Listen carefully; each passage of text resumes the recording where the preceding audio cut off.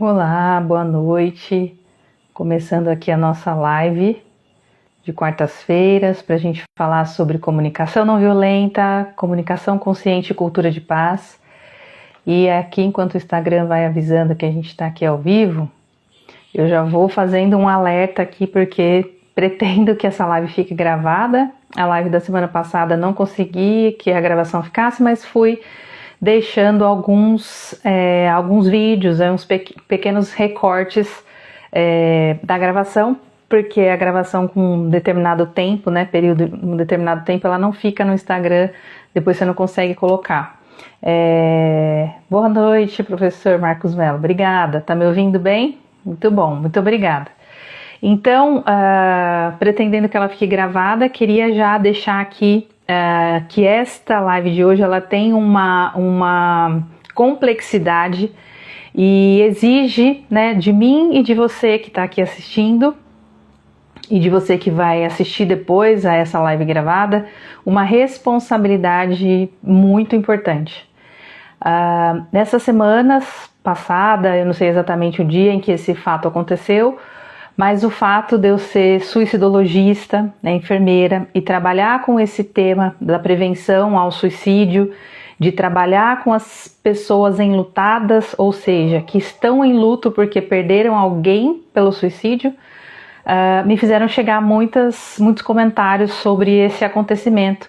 E eu queria trazer, não exatamente o fato, porque quem me acompanha aqui sabe que eu não necessariamente trago os fatos, essa questão todas aí, quem tem interesse em saber, em ter maiores detalhes, a internet aí tá cheia de notícias, mas eu queria trazer a reflexão da tragédia e do acontecimento, à luz da comunicação não violenta e a nossa responsabilidade enquanto cidadãos, enquanto pessoas, enquanto humanos.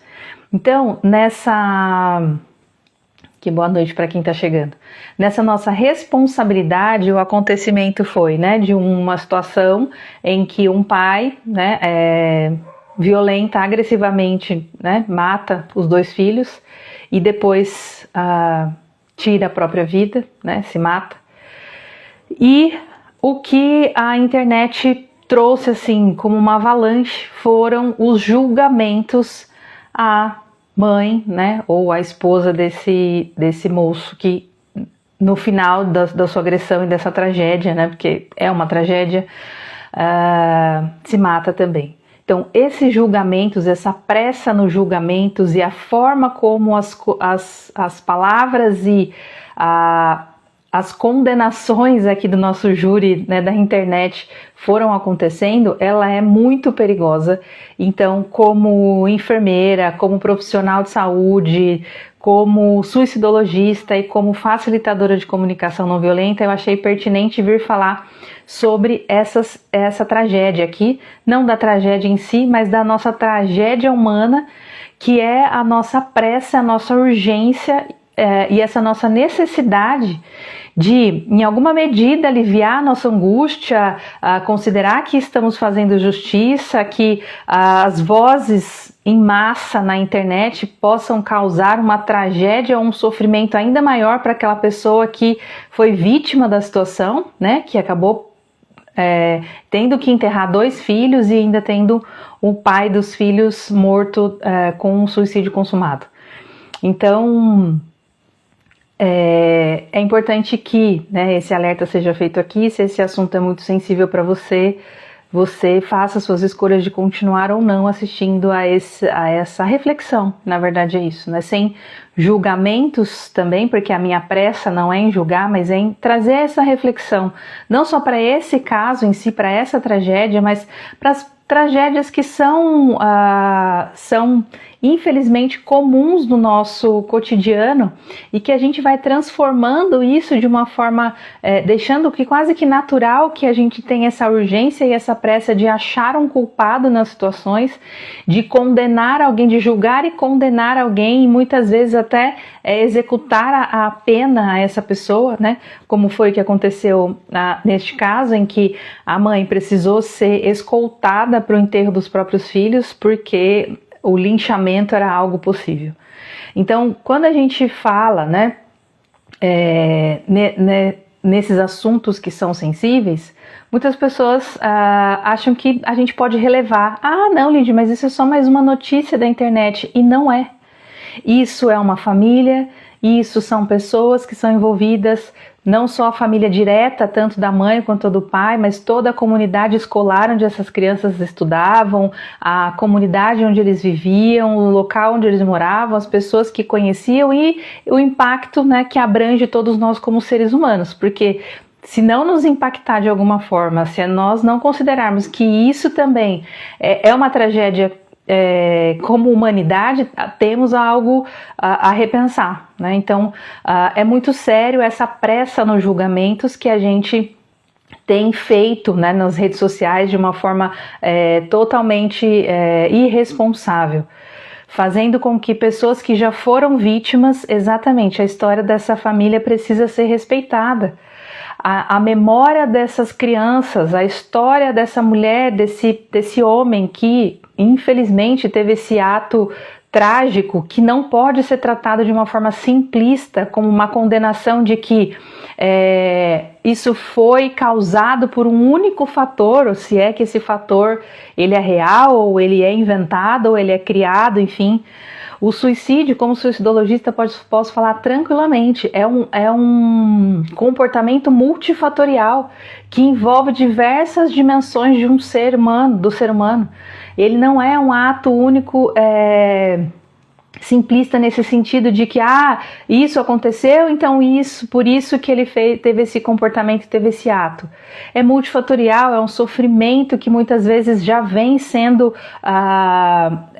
acontecendo, né? Uma pessoa que tem a sua história, é uma família que tem a sua história, que viveram momentos que até ali nós não sabemos, né? E aprendi com a sumidade da suicidologia no Brasil, Karina Okajima Fukumitsu, que a verdade sempre vai embora com quem se matou. Então, a verdade absoluta, né, da motivação, do que ele sentiu naquele momento, de todas essas questões relacionadas à tragédia, foram embora com quem se matou. O que ficou?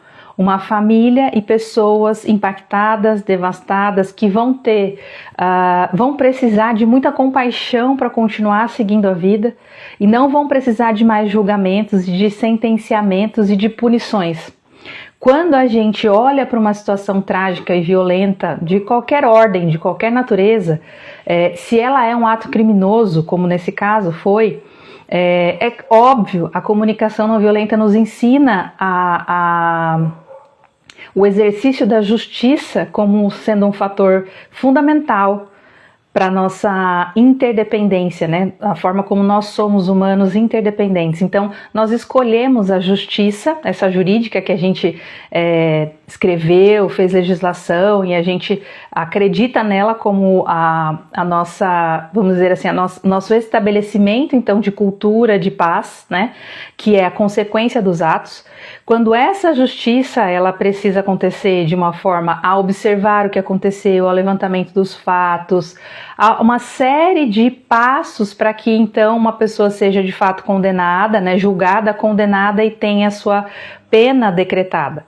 Quando a gente faz isso de uma maneira irresponsável, até leviana na internet ou em qualquer outro ambiente, hoje na internet é o lugar mais parece fácil de você ir lá escrever qualquer coisa e julgar, e aí de repente existe uma massa que nessa urgência de aliviar a sua própria angústia, julga, sentencia e pune de uma forma tão ou mais violenta do que aquela que ela já passou. Então, nós precisamos, e aqui meu compromisso com a comunicação não violenta, é que a gente tenha responsabilidade com as nossas palavras.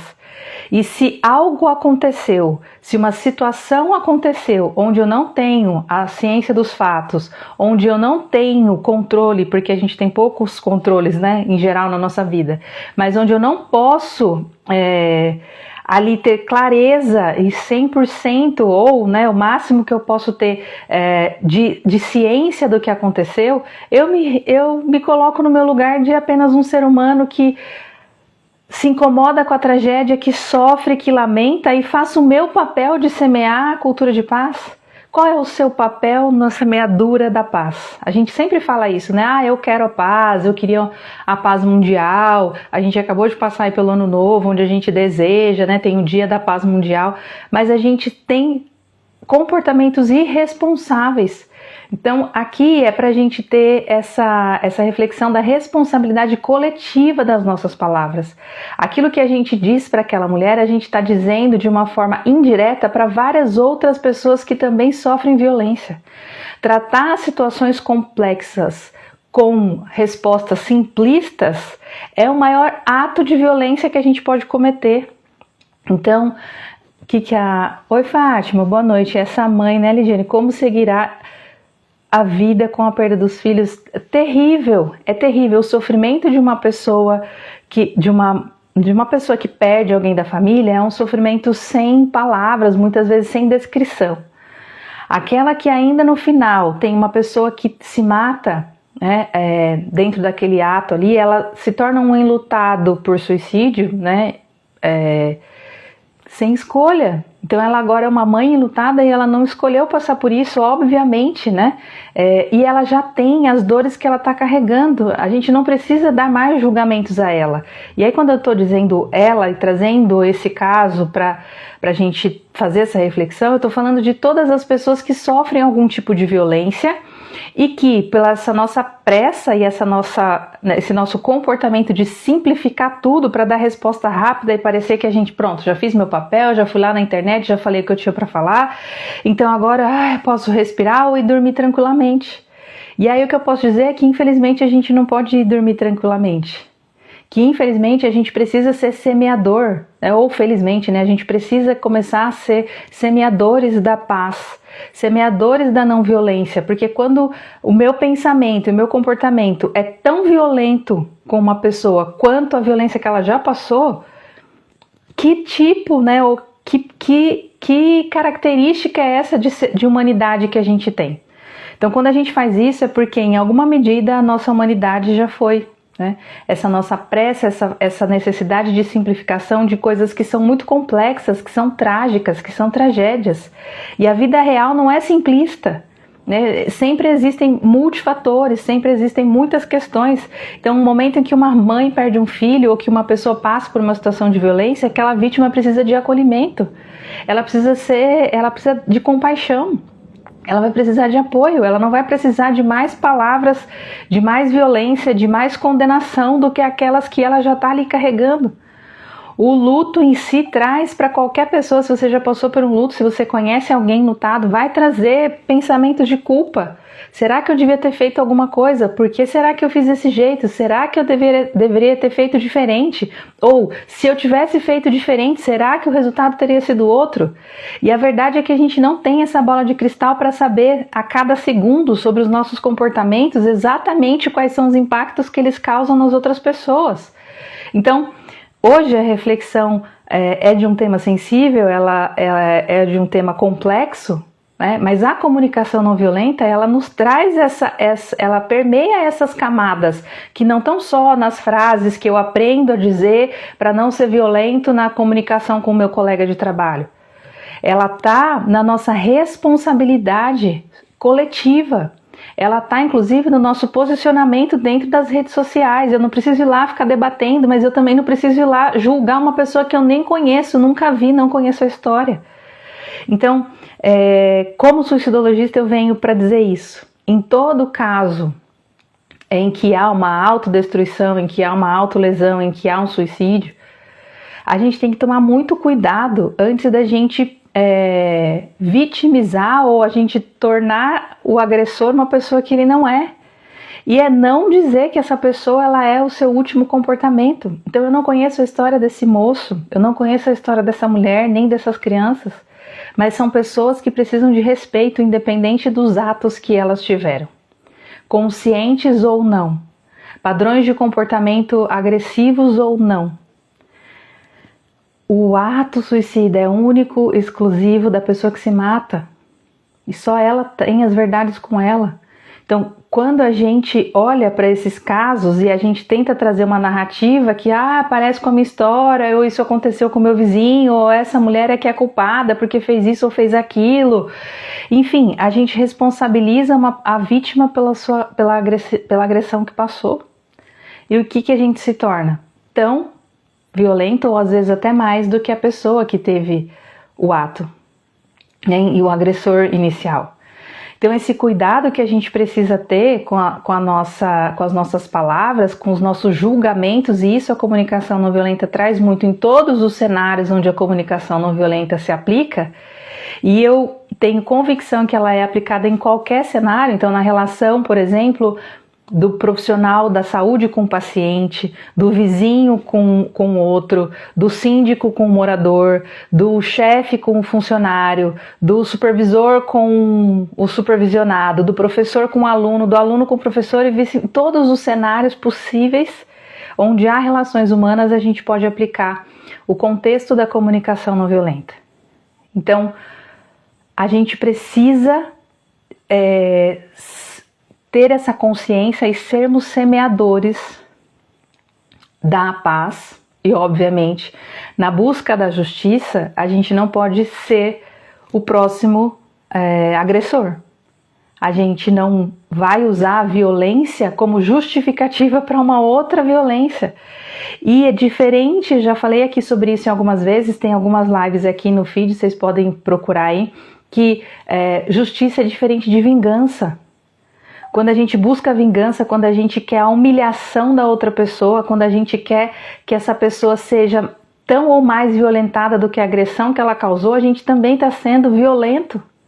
Então a gente precisa ter essa responsabilidade com as pessoas, a gente precisa ter essa responsabilidade nos nossos contextos, inclusive aqui na internet, que a gente sempre ouve falar, a internet é terra de ninguém. Não é bem assim. A internet desumaniza. A gente pode desumanizar alguém, torná-lo um objeto fácil de ser, alvo fácil, como a gente já viu em várias outras situações, de uma pessoa ter sido confundida com alguém que teve um ato violento. Como, mas alguém disse que era. E antes do julgamento, e antes que essa pessoa pudesse exercer o seu direito de defesa, não estou defendendo nem passando a mão na cabeça de agressor, de violento, da violência de forma alguma. Mas na justiça, da forma como nós escolhemos, ela tem passos a serem obedecidos. Então a pessoa pode apresentar sua defesa, ela pode inclusive negar o que ela fez, independente de como ela assume ou não aquele ato. E aí existe uma investigação, existe a defesa, existe a acusação, nós combinamos isso socialmente. Ou é isso, ou é a justiça pelas próprias mãos, e aí a gente comete, né, uma das maiores violências possíveis, que é a gente condenar inocentes, que é a gente fazer com que uma pessoa que não tem responsabilidade pela própria agressão sofrida se torne o próprio algoz. Isso é inaceitável. Então, eu que geralmente venho aqui para falar, né, de assuntos do nosso cotidiano, do trabalho, enfim, hoje vim com essa missão. Ela é complexa, ela é sensível, então de uma forma muito respeitosa com você que está aqui me assistindo, que vai ouvir a gravação, que vai encaminhar para alguém que você acha que pode ser beneficiado. A gente precisa dar tempo para que a verdade completa se apresente. A gente precisa lidar com a nossa angústia, com a nossa falta de sentido quando violências como essa acontecem assim debaixo dos nossos olhos. Quando essa violência acontece com meu vizinho, quando essa violência acontece com outro ser humano, e que eu sei disso porque tem uma notícia, uma mídia que está atrás também, assim como os algoritmos da internet, de atenção, de likes, a gente precisa dar conta disso. A gente precisa ter essa consciência de que existe por trás, né, de todo o comportamento uma necessidade. Quais necessidades estão sendo atendidas suas? Quando você vai lá, julga, condena e sentencia, né, e executa muitas vezes a própria pena, né, a própria pena sentenciada de alguém que você nunca nem viu, de uma história que você não conhece. Então a gente precisa ter intelectualmente isso muito claro, né, de uma maneira muito ética, que o julgamento, a revelia, que essa nossa necessidade de se lidar com a própria angústia pode sentenciar alguém. Eu sei que dá muita raiva em muitas situações, né, como essa, por exemplo, desse caso que eu estou trazendo aqui, né, de crianças que tiveram suas vidas ceifadas, dá muita raiva, e a vontade é que caso esse moço, né, não tivesse tido o final que teve, talvez o que a gente estivesse querendo aqui agora nesse momento é que ele tivesse justamente esse final, mas como ele já teve, então a gente precisa achar um outro culpado. E quando a gente corre na busca de achar um culpado, sem ter a verdade completa, sem ter a ciência dos fatos, sem entender, sem dar a quem de direito, a gente tem as pessoas que estão aí, né, estudadas, formadas, magistradas para fazer esse tipo de avaliação. Se a gente não dá para quem é o de direito, então a gente também está à mercê de a qualquer momento, de a qualquer situação, a gente também ser julgada dessa mesma forma. E eu arrisco dizer assim, né, tem vários estudos que falam sobre isso, que essa nossa ansiedade na vida, né, esse nosso medo muitas vezes dos julgamentos é exatamente por esses fatores, em que a gente sabe que em algum momento alguém vai nos julgar. Então a gente teme por algo que ainda não aconteceu, mas que é tão possível de acontecer que a gente fica com o tempo todo em alerta, ligado, né, no botão da sobrevivência. Eu estou em ameaça o tempo todo. Então a gente não pode transformar uma tragédia dessa magnitude em algo simplista, né, em algo que pode ser tão perigoso ou mais quanto os atos que já aconteceram. A gente precisa olhar e a gente precisa aprender a nos comunicar e aprender a nos relacionar uns com os outros de uma forma mais compassiva, ou seja, de compaixão mesmo. Então, antes de julgar, antes de sentenciar e antes da gente executar uma pena com alguém, ainda que internamente, ou aqui nas redes, ou aqui com seu vizinho, com seu pai, com seu colega de trabalho, com o seu chefe, com o seu cliente, com quem quer que seja, antes de você já fazer um julgamento, já sair executando uma pena ou se prevenindo, que é outra coisa que acontece, não, eu já fiz isso para me prevenir porque eu sei que ele vai fazer tal coisa, sem que nada tenha acontecido, a gente também adoece. E nesse adoecimento que a gente não percebe que está, nesse pensamento massificador, ou seja, de que você está sob constante ameaça, é isso que nos tira o nosso discernimento e a nossa consciência. Então a comunicação consciente, como eu gosto de chamar, ela vem para a gente olhar para os fatos, para a gente observar sem julgar, para a gente olhar para os sentimentos, para as emoções, para as necessidades, para a gente olhar para o nosso ambiente de uma forma ecológica, aquilo que é bom para as pessoas envolvidas. Será que é bom para algum desses envolvidos tudo que a internet falou a respeito dessas situações, todos os julgamentos? Será que é bom para alguém dessa família ler, ver, saber ou ter ciência disso que a internet fez e não só a internet, né? Porque a internet são feitas de pessoas e quando eu estou falando da internet não é algo etéreo ou né, uma inteligência só, né? Automática ou robotizada. Estou falando de pessoas que vão lá com seus perfis e escrevem, julgam, sentenciam e sem nenhum tipo de compaixão executam penas, inclusive no mundo físico. Porque a internet é só um reflexo daquilo que a gente é na nossa realidade. Em algumas situações, aquilo que a gente não consegue falar cara a cara, a gente consegue escrever aqui, muitas vezes em perfis fakes, que de vez em quando também gostam de me mandar uma ou outra mensagem, mas eu não estou aqui para agradar nem o algoritmo, nem aos perfis fakes. Eu estou aqui para disseminar a semente da cultura de paz, para que a gente se responsabilize pelas nossas palavras, pelos nossos atos, para que a gente busque a justiça, para que a gente evite transformar pessoas em objetos, né, ou objetificar as pessoas para que elas possam, então, já que elas são objetos, sofrer qualquer tipo de sentenciamento sem serem ouvidas, né? Sem terem o seu processo de justiça conforme a gente combinou que vai ser. Então, quando a gente tem essa responsabilidade, ao invés da gente ampliar o trauma, a gente cuida das pessoas. Ao invés da gente gerar uma violência secundária, a gente protege, a gente preserva as famílias, as pessoas e a nós mesmos, inclusive a nossa própria consciência. Quando a gente tem essa consciência, a gente se percebe ser humano aqui, né? com a possibilidade de que em algum momento algo vai doer, que algo vai nos impactar, sem esse controle de que a nossa vida vai ser, né, feito a vida do comercial da margarina. Nossa vida não é assim, a vida real ela tem situações dolorosas, cruéis, violentas inclusive. Mas é perigoso quando a gente se coloca nesse lugar de julgar, de sentenciar e muitas vezes até de executar a pena, sem ser a pessoa que tem a habilitação para isso. E principalmente nos casos relacionados ao sofrimento ou à autodestruição, a gente precisa ter um cuidado redobrado, ainda maior, para não transformar a vida dessas pessoas, dessas famílias e desses envolvidos ainda em mais violência, em mais trauma do que o que elas já estão passando, do que o que elas já estão sofrendo.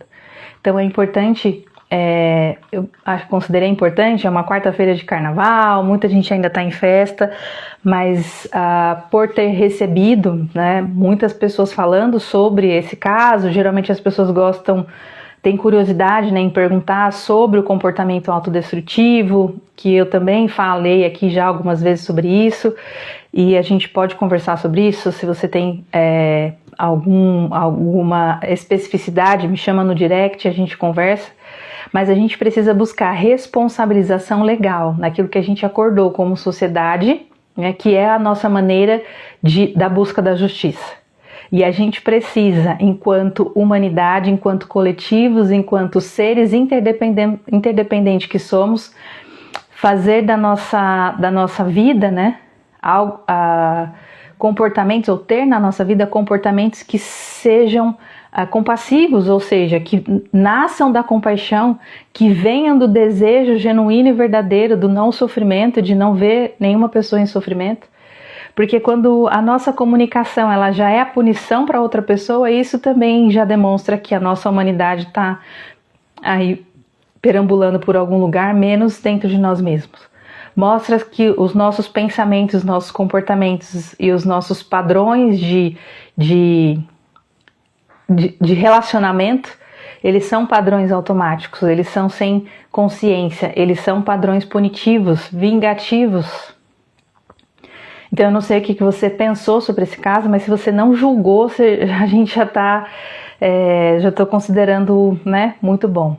Se você fez algum julgamento, se você conhece alguém que fez isso, né, de uma forma automática, padronizada, porque está ali no furor da emoção e querendo de alguma forma aliviar a própria angústia e o próprio desespero diante da situação, e se você pode contribuir com essa pessoa de alguma forma, se ela tem escuta para isso, ou se você gostaria de compartilhar esse assunto com alguém, manda esse vídeo para essa pessoa.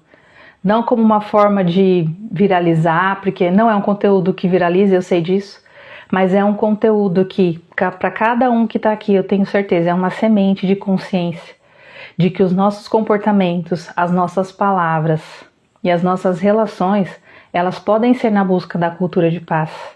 Elas podem existir sem a gente o tempo todo estar procurando um culpado, sem a gente viver o tempo todo em alerta nessa relação, nesse modo, né, operandi, vamos dizer assim, de estar na sobrevivência, sobre ameaça.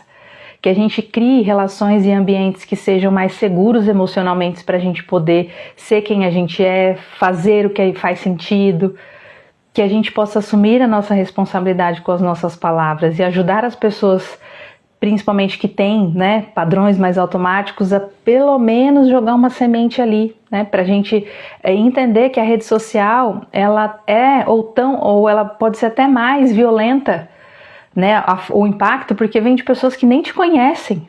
É claro que quem te conhece fala uma coisa, você fala, mas talvez ele tenha algum certa, né, vai ver que tem um fundo de verdade nisso, mas uma pessoa que não te conhece, nunca te viu, que necessidade é essa que a gente tem de atacar essas pessoas, seja em qualquer contexto, e aqui eu tô falando deste contexto específico.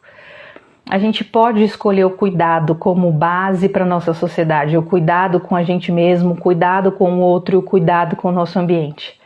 E aí, pra gente finalizar aqui, né, que a gente tenha sempre essa clareza de que em situações trágicas, que são complexas, não existem respostas simplistas. Não existem respostas na pressa. Não existe julgamento que possa caber ou funcionar quando a gente não dá escuta, quando a gente não compreende, quando a gente não tem os fatos de verdade. Então, geralmente eu não falo sobre acontecimentos, até porque às vezes os fatos vêm muito fragmentados, um pedaço de um jornal aqui, uma outra notícia ali, mas hoje eu quis falar sobre isso porque a gente precisa, né, já passou da hora, assim, da gente se responsabilizar com aquilo que a gente fala, com aquilo que a gente escreve, com aquilo que a gente compartilha. Então, se faz sentido para você, se aprender a se comunicar dessa forma, se aprender a se relacionar de uma forma compassiva, mais leve, harmoniosa com você mesmo, porque o primeiro passo da comunicação não violenta é a gente a gente desenvolver e a gente trilhar o caminho do autoconhecimento. E depois, é claro, a gente poder entender os próximos passos e os pilares que eu ensino. Então, se faz sentido para você, você tem interesse, entra ou no grupo do WhatsApp, que está lá no link da bio, para você receber quando eu faço as aulas exclusivas, para você tirar dúvidas, o que fizer sentido para você, ou entra lá direto no curso Comunicação Consciente, Comunicação Não Violenta e Construção de Cultura de Paz. Porque mais do que julgamentos, mais do que um monte de desabafos das nossas angústias e dos nossos traumas pessoais, né, nas redes ou em qualquer lugar que seja, inclusive dentro da nossa casa, a gente precisa conhecer quais são os nossos sentimentos, quais são as nossas emoções, quais são as nossas prioridades, quais são as nossas necessidades e aquilo que faz sentido. Se não for assim, se não for essa autorresponsabilidade por você mesmo, né, esse autoconhecimento, não adianta, você pode fazer o que você quiser, eu sempre falo isso. A compaixão tem que começar primeiro em você, a autocompaixão. Você cheia de autocompaixão, você transborda nas outras pessoas e isso se torna algo sustentável. Então, esse foi a nossa live de quarta-feira. Toda quarta-feira eu tô aqui pra gente falar sobre algum assunto. Hoje foi mais complexo, mas sempre voltado pra gente falar sobre comunicação não violenta e como a gente pode se relacionar de uma forma humana com as pessoas ao nosso redor. Então, boa noite e até a próxima quarta-feira.